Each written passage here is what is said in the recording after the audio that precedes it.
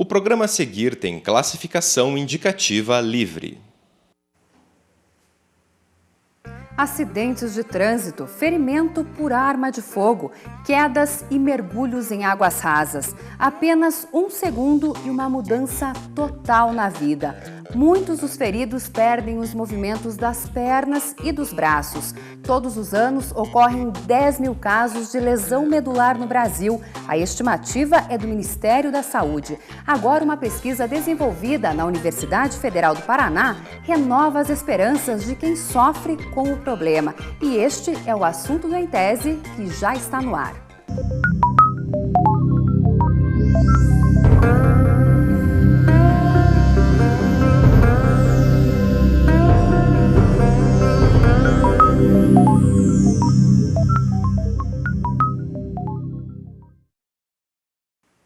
Como reduzir as sequelas de quem sofreu uma lesão na medula? Movidos por esta questão, pesquisadores aqui da UFPR testam uma substância que pode ser uma luz para estes pacientes, o óleo de peixe.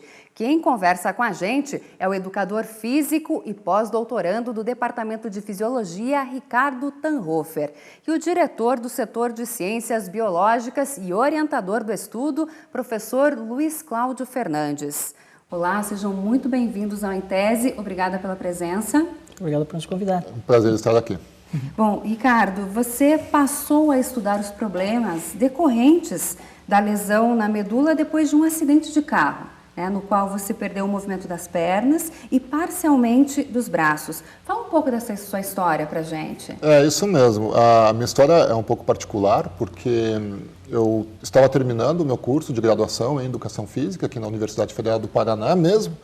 E 15 anos atrás, voltando de um dos meus serviços, eu sofri um acidente, foi uma situação boba, e eu acabei tendo uma lesão cervical, na 7ª vértebra cervical, o que causou a lesão medular. A partir daí, eu comecei a me interessar sobre o assunto. Por quê? Porque como eu era educador físico, estava terminando o curso, faixa preta de judô, então eu sempre trabalhei muito com esportes. Após a minha reabilitação, eu já tentava fazer algumas atividades físicas pensando, obviamente, na minha própria saúde. Só que daí eu comecei a perceber as alterações que a lesão medular me trouxe. E eram muito além da simples paralisia. Simples, né? Parece um pouco irônico, mas é que a gente percebe, é a primeira coisa que a gente percebe quando vê uma pessoa na cadeira de rodas, a própria cadeira de rodas e a limitação física dessa pessoa. Mas a lesão medular acaba trazendo inúmeras consequências fisiológicas que eu ouso dizer que a paralisia é o menor desses problemas para a gente. Então, a partir daí, a partir de fazer atividade física em casa, eu comecei a perceber essas alterações e comecei a me interessar pelo tema. Então, óbvio que foram muitos anos em cima disso, né? Você fez mestrado? Isso mesmo, eu terminei a minha graduação, fiz uma especialização, lato sensu, na Universidade Federal do Paraná, já pesquisando sobre o tema, lesão medular e exercício. Em seguida, eu fiz mestrado, que já foi um outro desafio, porque no Brasil não existiam especialistas no tema. E eu queria estudar sobre a lesão medular, né? O exercício, lesão medular, a parte metabólica, fisiológica, que é o que mais me interessava. Foi aí que eu conheci o professor Luiz Cláudio. Me indicaram o professor para eu tentar conversar com ele. O professor Luiz Cláudio é uma das pessoas que eu conheço que mais conhecem sobre metabolismo aqui no Brasil. Cheguei com algumas ideias para ele, ele se interessou, ele discutiu algumas ideias que ele teve também, e a partir daí começou essa colaboração. Ele chegou assim para mim e falou, olha, você entra com a parte de lesão medular, que eu não entendo, e eu participo com o metabolismo. E foi assim, ele abriu as portas do laboratório e a partir daí as coisas começaram. Depois disso, depois do mestrado, eu sempre tive muita vontade de realmente me aprofundar mais ainda e acabei conseguindo uma bolsa de doutorado na Universidade de Sydney, na Austrália, onde eu fiquei 4 anos desenvolvendo o projeto sobre lesão medular, mas eu nunca perdi o contato com o professor Luiz Cláudio. E quando eu voltei, na verdade até já tinha uma ideia engatilhada para um doutorado aqui mesmo, mas em comum acordo ele concordou que eu fosse, ele sempre me apoiou muito nisso, que seria uma grande oportunidade para mim, pessoal, profissional, realmente foi. E quando eu voltei, já engatei um pós-doutorado, onde a gente está desenvolvendo especificamente a pesquisa com óleo de peixe agora. E, professor, como é que é essa pesquisa? Bom, de fato, o que a gente tem, Thaís, é assim, o indivíduo quando sofre o acidente, então você tem a vértebra, aqui dentro passa a medula espinhal, e o evento mecânico faz essa lesão. Então, de uma maneira bem simplista para as pessoas entenderem, você tem como se fosse um fio passando a corrente elétrica. Quando tem a lesão, você faz esse corte e aonde houver essa interrupção, não passa mais um fluxo de energia, a corrente elétrica, e, portanto, a estrutura abaixo não é mais estimulada. Aí, basicamente, isso que acontece. Esse processo mecânico, ele causa uma inflamação que vai tentar fazer a cura do local machucado. Isso, para nós, é bom. Só que esse processo inflamatório ele é tão exacerbado que, na tentativa de fazer a cura, áreas acima e abaixo, onde ocorreu o evento mecânico, são lesionadas na sequência.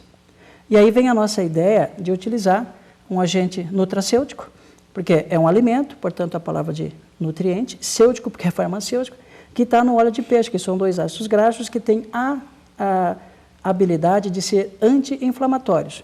E eles são naturais.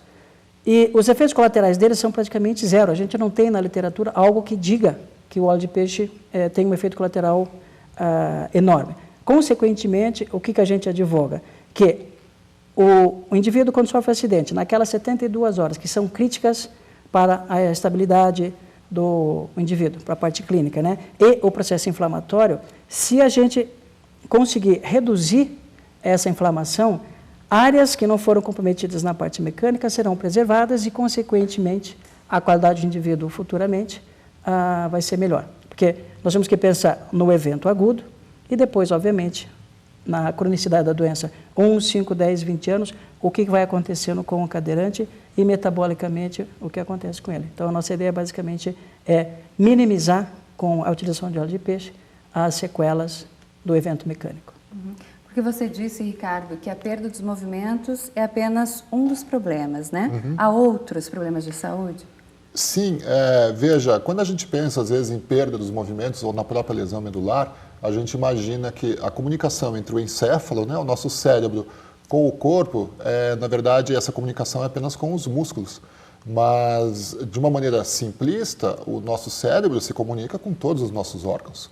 O coração, o intestino, o fígado, rins, o controle de pressão arterial, enfim, tudo a comunicação, tudo passa pela comunicação, né, pela medula até o cérebro. Então, o que acontece? Dependendo do nível, do grau da lesão medular, ela pode ser extremamente severa por uma pessoa. A gente costuma classificar assim. A nossa medula, ela vai, obviamente, do cérebro, a comunicação do cérebro encéfalo com todo o corpo. Quanto mais próxima do nosso encéfalo, quanto mais cranial for essa lesão, maiores serão essas consequências, certo? Então, veja, o que acontece? A pessoa perde os movimentos, perde a sensibilidade na perna, ela perde a função do trato urinário, função urinária, função intestinal. Existe, geralmente, uma bradicardia, ou seja, o coração da pessoa bate bem mais devagar do que o organismo precisa no dia a dia, a pressão arterial é alterada, liberações hormonais são alteradas, o sistema imunitário fica com problemas severos, tanto pode causar inflamações, isso é um grande desafio para a ciência, né, estudar, porque o mesmo organismo está produzindo inflamações exacerbadas, mas ao mesmo tempo pode causar casos de imunodepressão, né? Então, como que a gente trata esse tipo de problema? Ou seja, a gente trata com anti-inflamatório ou o contrário? Então, essa é a grande dificuldade. Existem pouquíssima informação a respeito do geral e o assunto é extremamente complexo, extremamente delicado. Então, isso torna o desafio bastante interessante. E o exercício físico entra na reabilitação dessa pessoa? Sem dúvida nenhuma. A gente sabe hoje em dia que o exercício físico é o principal agente não farmacológico visando o bem-estar de uma pessoa, principalmente em termos de saúde. A gente sabe que exercício físico é prescrito, por exemplo, para tentar controlar a pressão arterial, casos de diabetes do tipo 2, quadros de obesidade. Então, a gente sabe quão importante é o exercício para a saúde de uma pessoa. Obviamente, uma pessoa com lesão medular também precisa de atividade física. Agora, o grande problema é, com todas essas alterações fisiológicas, quanto de exercício que a gente deve prescrever para uma pessoa? A gente sabe que, por exemplo, quando a gente pensa em atletas de alto nível, essas pessoas não estão preocupadas com a saúde, essas pessoas estão preocupadas com performance, com resultado. E a gente sabe que essas pessoas, devido à intensidade do exercício, essas pessoas, esses atletas de alto nível acabam tendo consequências disso, ou seja, alguma coisa acaba não indo tão bem como deveria. O caso do lesado medular talvez seja um pouco parecido, porque essa pessoa tem que trabalhar com uma intensidade menor, com um volume de exercício menor. O que seria o volume de exercício? É o quanto que você faz num dia, na semana, por mês. Por quê? Porque dependendo, se você aplicar um exercício como você aplicaria para a população em geral, talvez você cause esses problemas, como quadros de infecção, até mesmo fraturas, nessa população com lesão medular. Então, esse é um segundo desafio. Prescrever quanto de exercício para essa população, intensidade, volume e assim por diante.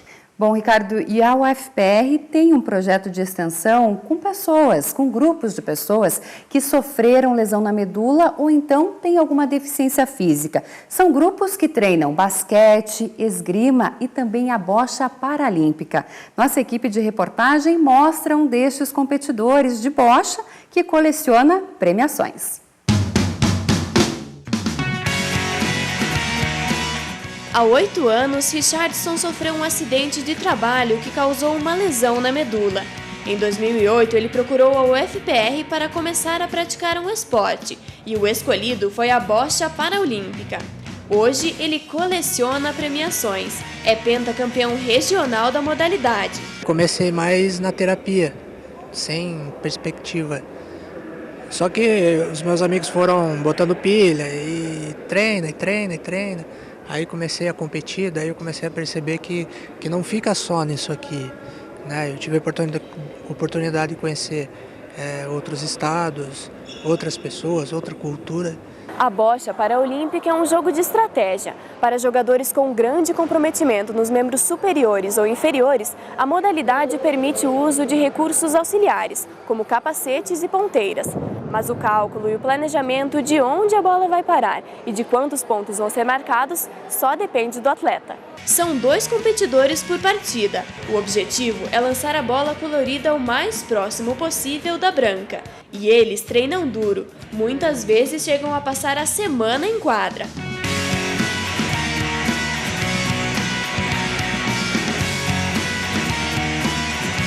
O jogo faz parte de um projeto de extensão do curso de Educação Física. A atividade contribui para a recuperação de pessoas com deficiência e que sofreram lesões medulares. A gente já percebe no próprio gosto do atleta de continuar com a atividade, né? Então, esse é o parâmetro que a gente encontra, assim, que é bem subjetivo, mas que é o que acontece com todo mundo. Há benefícios para a saúde, né? Há benefícios para a promoção da saúde dessas pessoas, né? Porque elas ficam mais resistentes às infecções, enfim, ficam mais resistentes a outras situações. Mas o maior benefício, segundo a professora Ruth, é a possibilidade de interagir com outros atletas. E, claro, o reconhecimento pelo esforço. A maior importância é a interação social. São pessoas que estão em casa, né, geralmente ociosas, e aí elas veem no projeto uma possibilidade de interação. Há pessoas que vêm para se divertirem, né, para lazer, enfim, e há pessoas que vêm para realmente treinar. Então nós temos aí pessoas que vão treinando e que vão se tornando atletas. Porque assim, né, você começa com uma brincadeira, daí você vai pegando gosto, aí vai vendo que o negócio é sério, vai se profissionalizando, aí você não quer parar, né? Você quer mais e mais e mais.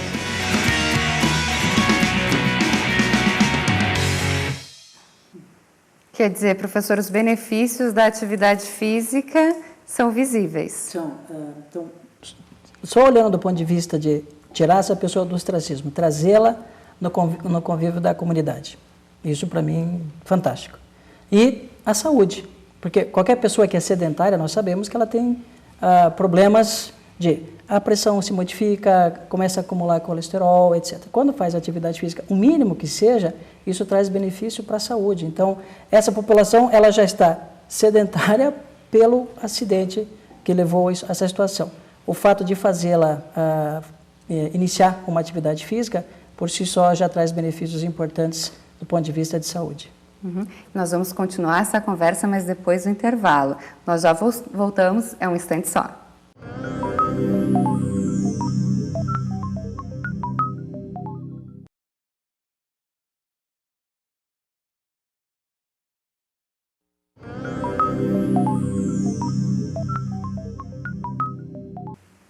A partir de agora, no programa Em Tese, a cada semana você vai conhecer um livro da editora UFPR. Nosso primeiro destaque é uma obra que fala de inspiração e de criatividade musical. Confira.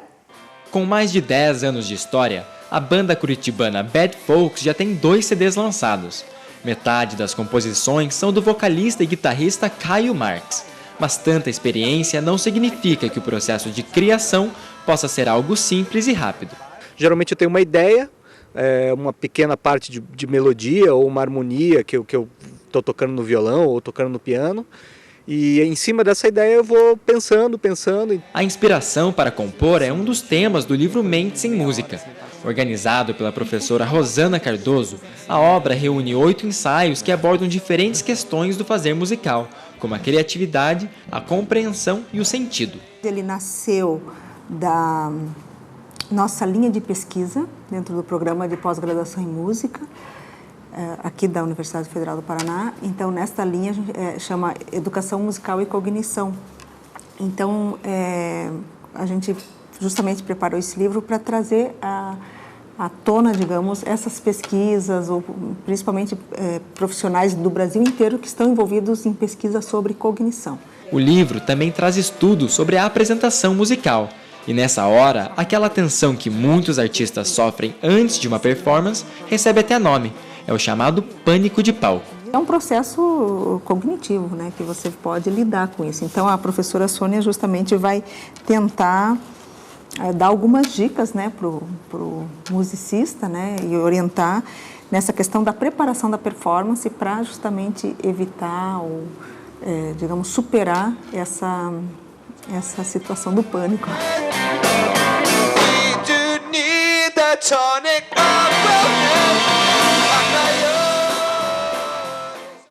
Ficou curioso? Você encontra o livro no site da editora e nas livrarias na UFPR, nos campos da Reitoria e do Centro Politécnico.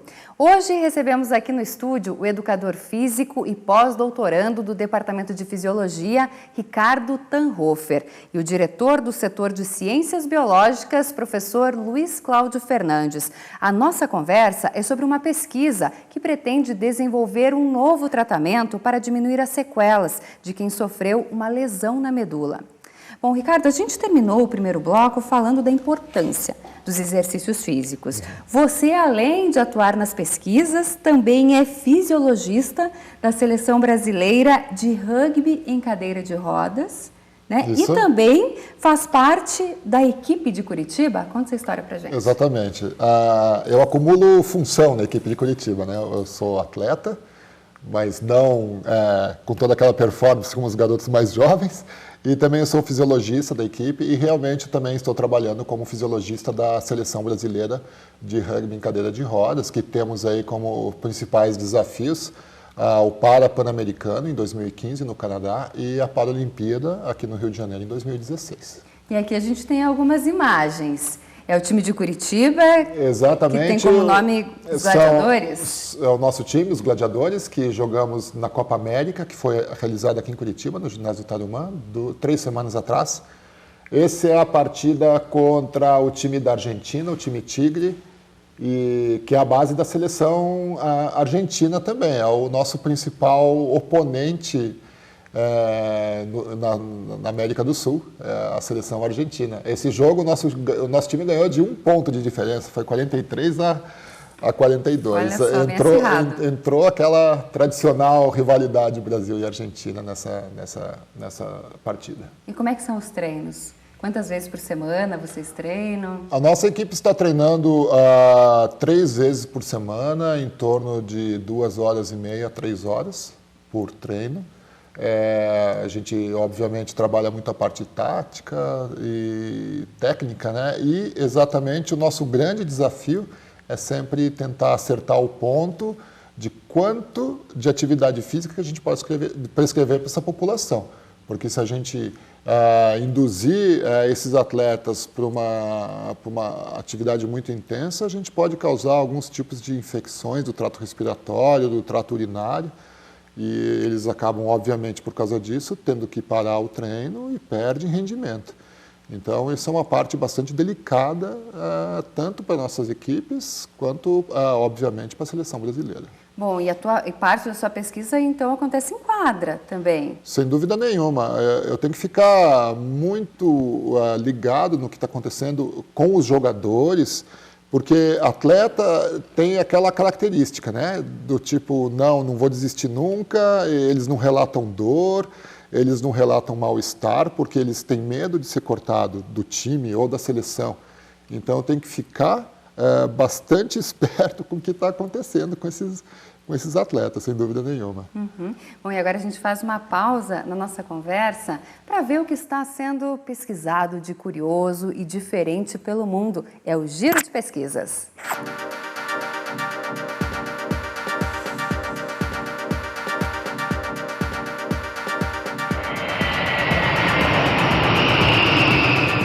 Pesquisa encontrou em frangos uma quantidade de arsênio que pode causar câncer quando consumido por muito tempo. O estudo é da Universidade Johns Hopkins, nos Estados Unidos. Durante anos, a ciência acreditou que o arsênio orgânico podia ser eliminado do corpo dos animais, mas agora surgem evidências de que ele pode se transformar numa substância cancerígena na carne de frango. Desafiar o cérebro com jogos que melhoram a atividade cognitiva pode ajudar a preservar as capacidades mentais. A pesquisa é da Universidade de Iowa, nos Estados Unidos.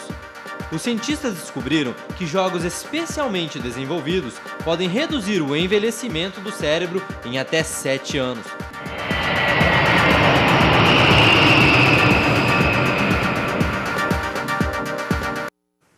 Bom, professor, e falando da pesquisa de vocês, há alguma relação entre o óleo de peixe, que é a substância pesquisada, e os atletas de alto rendimento? Sim, existe uma preocupação nossa, porque o atleta de alto rendimento, ele é um indivíduo que ele às vezes compete contra ele mesmo, ele quer resultados. Nessa tentativa, o que acontece é que se o indivíduo fizer um excesso de treinamento ou um excesso de volume de treinamento, ele pode provocar em si mesmo imunodepressão. E, consequentemente, se ele for correr numa próxima prova, ele vai ter dificuldades. Então, às vezes ele vai muito bem numa prova, a gente vê isso muito em maratonista. Ganha uma maratona, na próxima ele não compete porque acontece isso, né? Então, o óleo de peixe, por ser um agente que modula a resposta de defesa, a nossa ideia seria estudar de que maneira o óleo de peixe dado para esses atletas eventualmente poderia trazer benefícios dessa natureza. Uhum. E, Ricardo, qual é a etapa que a pesquisa está hoje e quais as próximas fases? A nossa pesquisa está alguns passos, obviamente, aquém das pesquisas com atleta de alto nível por enquanto. A gente está verificando, como o professor Luiz Cláudio comentou no início do programa, sobre o processo inflamatório no local da lesão após o trauma. E durante as 72 horas que são vitais nesse processo. Então, a gente está ainda utilizando animais, ratos, onde a gente causa uma lesão, a gente provoca uma lesão medular nesses animais com equipamento, e a gente está verificando, nesse nosso primeiro passo, qual a dosagem ideal, que horário de administração, por exemplo, se 1, 3, 5 horas depois da lesão, ou 2 dias após a lesão. Porque a gente sabe, por exemplo, que quando uma pessoa sofre uma lesão medular, tem todo o processo do atendimento, da equipe de resgate chegar ao local, transportar até o hospital. Então, a gente sabe que existe uma lacuna de tempo, um gapzinho, né, entre o acidente e o atendimento. Então, a gente quer verificar quão efetivo é o óleo de peixe e qual a dosagem do óleo de peixe exatamente no local da lesão.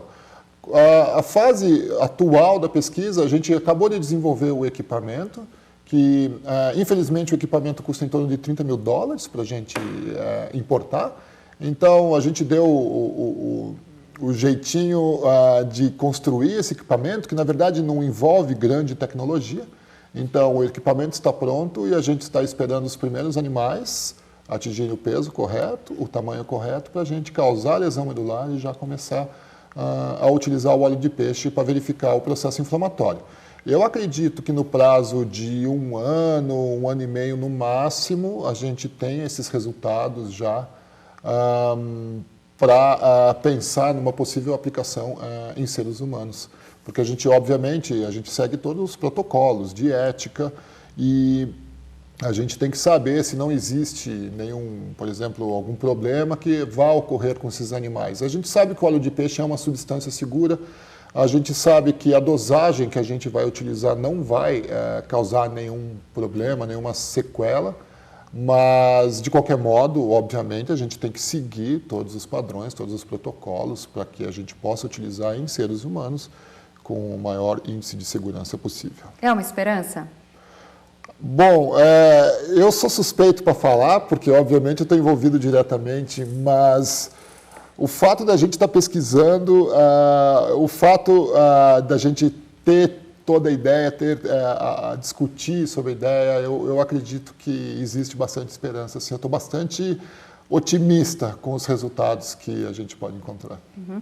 Bom, e professor, como a gente falou no início do programa, estimativas do Ministério da Saúde dizem que ocorrem 10 mil casos por ano de lesão medular no Brasil. Com esse número, já podemos considerar um problema de saúde pública? Eu atribuiria que sim.